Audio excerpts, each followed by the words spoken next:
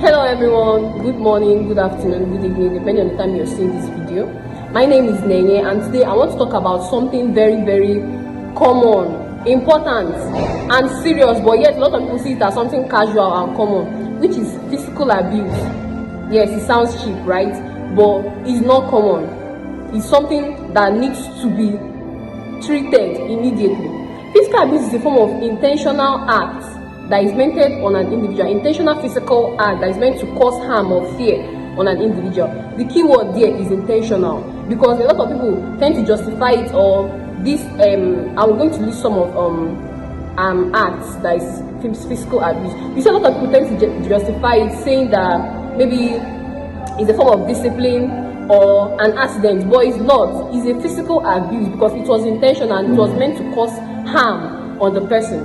We see some signs like acts like hitting someone, slapping someone, forcefully grabbing someone, or locking someone without their consent and all that. And we can see this is common in schools, mostly the seniors bullying their juniors. We see it common in the workplaces, in relationships. Some partners bully or physically abuse their partners or spouse, whatever.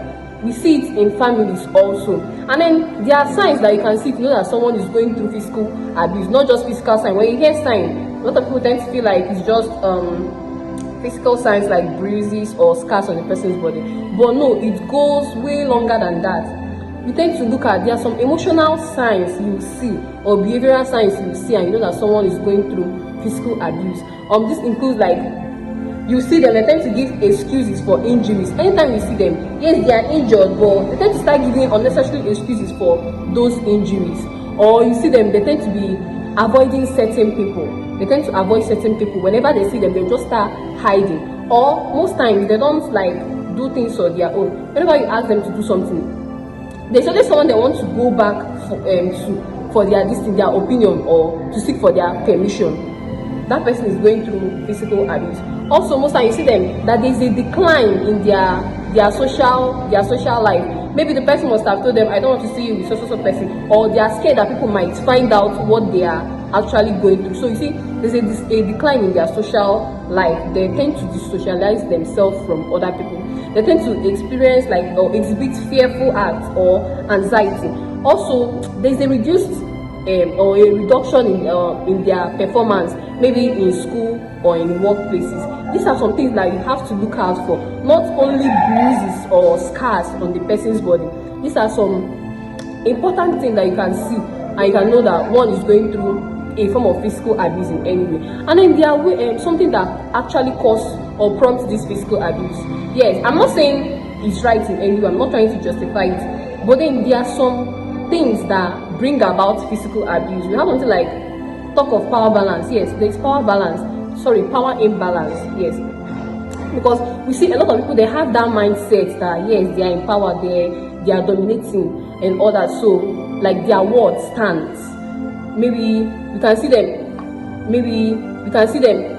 Like I gave an example in schools, maybe in secondary school, the seniors bullying their juniors, or the bosses bullying their employees, or the partners bullying their partners or spouse, whatever, because they feel like they are in charge or they are in power. Their word stands, that anything they say or do, that they have right to do anything to the person, without know that no one has the right to abuse you, or you don't even have the right to be abused, something like that. And then we also have a lot of people don't know how to manage their emotions. Maybe anger, jealousy, stress, frustration. They don't know how to manage it, and they tend to resort to abuse. Instead of them to handle it properly or manage it properly, they tend to vent out their anger on another person. Do you understand? They tend to vent out their anger on another person, which is that form of abuse. Also, there is something we call early childhood experiences. Most people, they grow up, like most children, they grow up in a violent homes, like their father hitting their moms, or their moms hitting their father, or maybe their kind of environment they grow up, they see violence as something that is common, and that's the way they raise them, which is not, and they tend to grow up that way. And then you see them inflicting harm on other people because they see it as something that is normal, and it's not normal. And this physical abuse leaves a long-lasting effect on someone, like on people.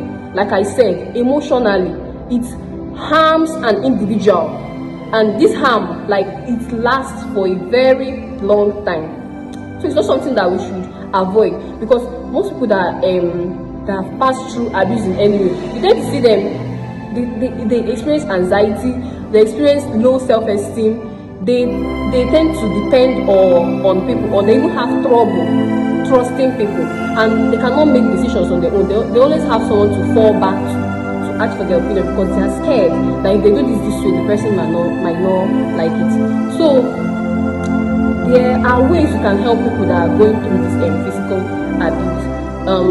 Maybe we should learn to speak up. You, as an individual that is going through this abuse in any way, you know yourself, learn to speak up whenever you see that something is not going right for you. Learn to speak up. And you, when someone comes to tell you about what they are going through, don't be like, maybe you don't trust them, or you feel like they are exaggerating symptoms. No, they are not. They are actually going through something. For them to find that courage, because not everybody can speak up, but for them to find that courage to come and meet you, to talk to you, see what's happening to me, you have to, like, try to believe them, and don't feel like they are always exaggerating symptoms and all that.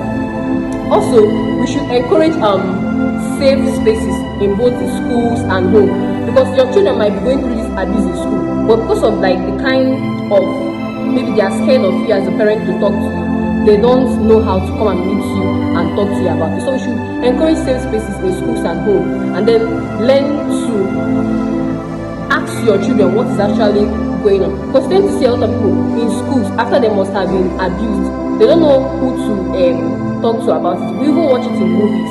The most high schools, students are being bullied there, but they don't even know who to talk to about it, and they tend to grow up with this. They see it as something normal, and then either they tend to continue living in fear, or they transfer their aggression to other people, or transfer that pain to other people in society. So yes, physical abuse is very harmful and can leave a long-lasting effect in the society. So if you or someone you know is going through this abuse in any way, please speak up. So let's know how we can help you, because no one has the right to be abused or to abuse another person. So let's work together as a society or as a team to help to fight against this act, this intentional act, physical abuse. So yeah, thank you so much for joining me today. I'll see you in my next